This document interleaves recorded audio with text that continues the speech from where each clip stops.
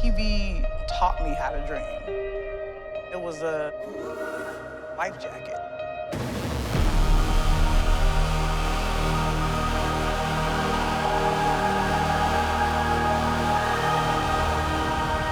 I don't think you can be an artist and not touch people. What are your thoughts on people that say the female game is not fun to watch, they're not athletic, they're not this, they're not that? What are your thoughts to people who have that point of view on your guys' sport? Yeah, I mean, first and foremost, I'd venture to say, like, a lot of people who just come out and say that haven't even watched. So it's like, you got to take that opinion with like a grain of salt. Because a lot of people, for a long time, it was just kind of easy. We were the easy target, you know? Right. And I've always said like hockey. I've been to like a Rangers game, a Islanders game in my life. Like, I'm not a huge hockey fan, although there is one coming to Seattle, so I should probably get on board. But I even though I don't necessarily like hockey, I don't go out there and shit on it. But there's something about women's basketball where it's not enough to not like it. It's always been this easy target. So that's like, it's kind of hard to take the comment, not seriously, but it's kind of hard to have a reaction to it because I feel like a lot of people just haven't watched. The other part of it is we fall into this weird, I don't know, category where we get compared to our male counterpart. And I'll be the first one to tell you, like, we can't jump as high, we can't dunk, we can't run as fast, we can't do these things. But why does that make the game worse? Why does it make it any, you know? And I think the one thing when people say, like, when NBA players will like come out and in support of us, and Kobe Bryant was obviously a big, WNBA fan and for his daughter. And I think when I look at Kobe and I think what he saw in Gigi was this player who loved the game and wanted to be great at it and was going to put in the work. And that's all we are. Mm-hmm. We're just athletes who love what we do. We put in the work and we try to do our best and win championships and like have impact on people's lives. And it's the same. It's only when you start comparing like the jumping, like not just jumping, but like the physical attribute part. Period. So it's just the athleticism. Yeah. You know, when you break it down to just pure skill, you guys are neck and neck because you guys have to be like, some NBA players can get away with being a freak athlete or super strong and they can lack some skill. But on your guys' level, the skill level has to be elite to be there. Mm-hmm. Yeah, absolutely. Absolutely. And I've definitely had like some come to Jesus moments with all this talk about it, you know, because it's just like in terms of, I used to like fight it, I would argue, but now I'm like, if you like the men's game, that's cool. Like, you don't have to like the women's game just because, you know what I mean? That's cool. But my thing is, did you ever even really give it a chance?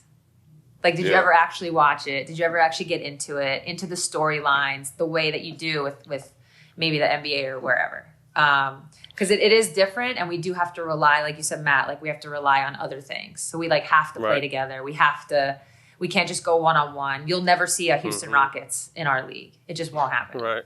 Yeah. But a lot of people that do that, they don't understand. In order to like something, you don't have to demean the next. And one thing we understand about athletes is, me personally, like, I know that the WNBA game is definitely needed. I have 5 daughters, and I wish my daughters played basketball. But half the people that say that, they mad one reason because they can't beat y'all, and they probably didn't make their boys and girls junior team. So they really just hate because they wish they can do what y'all can do and as good as y'all can do it. Facts. Yeah. You know, I saw something really cool, though, because through, you know, my kid, you know, Derek Fisher coaches the Sparks, and that's my kid's stepdad. So my kids never, I used to ask, what do you guys think about girls? It's okay.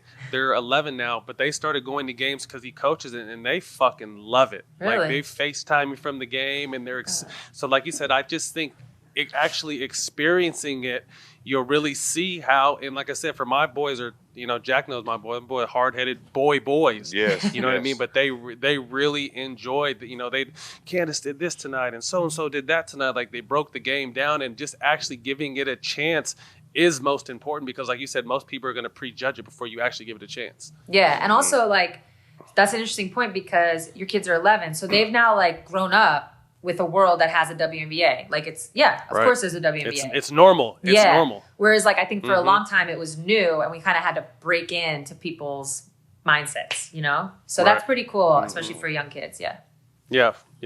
Thoughts on the 2020 Hall of Fame class, obviously Kobe, KG, Duncan, and then Tamika Catchings is also up for that. To me, from a male's point of view, one of the greatest Hall of Fame classes ever to go in. What are your thoughts with that group? Yeah, I mean, I feel like every year there might be like one or two names where not like what are they doing there, but maybe you didn't know them. You know, like they're like a little bit older, or you just didn't watch them. These are all names that are like everybody. These are household names. So that's a cool class to go into. Obviously, shout out to Tamika Catchings. She was my teammate with USA Basketball. She's that player that like no matter what in scrimmages and in practice, you were like, please be on. Yes, you're like, please be on my team because she's gonna get all the rebounds, like all the hustle plays on top of everything else. You're just like, please be on my team so I don't have to like guard you or mess with you at all. Right. She went hard all the time. I was in Indiana at the same time she was out there, and she goes hard, bro. I seen it with my own eyes. She definitely goes hard. Yeah. And those people, I go hard in the game. I don't go that hard in practice. Those kind of people that go hard in practice are scary because you're going to have to raise your level or you're going to end up getting your ass ran over. We call this game speed. Man, we call those guys who practice hard. He's like, okay, hold on. Man, we get ready to scrimmage. You guarding game speed. I'm not guarding game speed. Exactly. No, I got one quick story. Ryan Hollins was ultimate game speed. So we're in the Clippers. We're doing motherfucking walkthrough for the playoffs against OKC, and he's on the scout team. And this motherfucker jumps a walk-through pick and roll with Chris and knees him in his thigh. Like, Chris almost is not able to play. Like, I almost had to fuck him up. Like, bro, you're about to take our fucking point guard out in a walk-through playoff shoot-around. What the fuck are you doing? Game speed, I was going to say, shoot-arounds. The shoot-around game speed is the worst. Like, I don't know who you think you are right now. I get it. The game. Hey, we got to play at 7:30 tonight. I don't know what the fuck you're doing right now at noon, but we got to play later. That's funny. Who was toughest player you've ever had to guard, or who guarded you in your career? Both. So just because it's this season's like fresh. Arike Agubawale is no joke. See, I just said we'll never have a Houston Rockets. If there was going to be that tight, it would be whatever team she's on. So she's on Dallas right now. Like that's the kind of player you can give her the ball and be like, go ahead. Go get the bucket. It's unbelievable. So guarding her, I was like, and then guarding me, funny. I mean, there's been. I'll give a shout out to another OG. Jen Azey was always tough. She's older than I am. Jen Azey was tough. She was tough. She played hard, yeah. Yeah.